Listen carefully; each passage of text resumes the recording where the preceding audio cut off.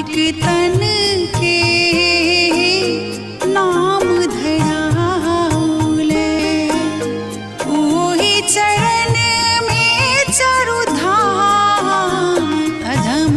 मन सुमिरहु हरि के नाम, सुमिरहु हरि के नाम अधम मन सुमिरहु हरि के नाम।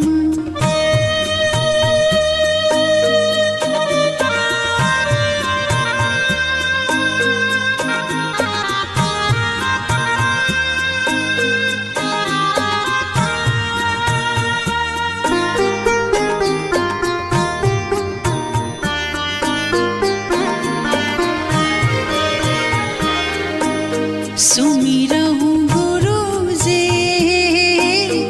ग्रंथ पढ़ाऊले, सुमिरहु गुरु जे ग्रंथ पढ़ाऊले,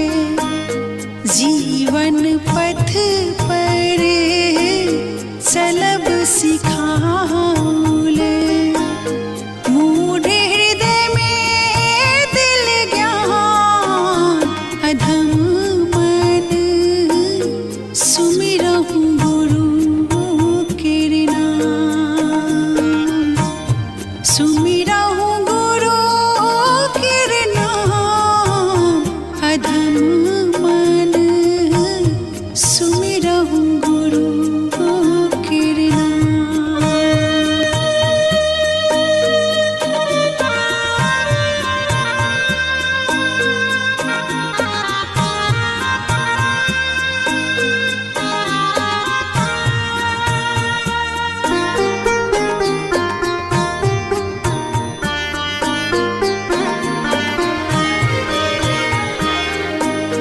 नमन करो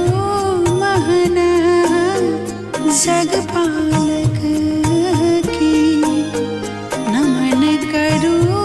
महन जगपालक की, सकल धरा के प्रतिपालक की,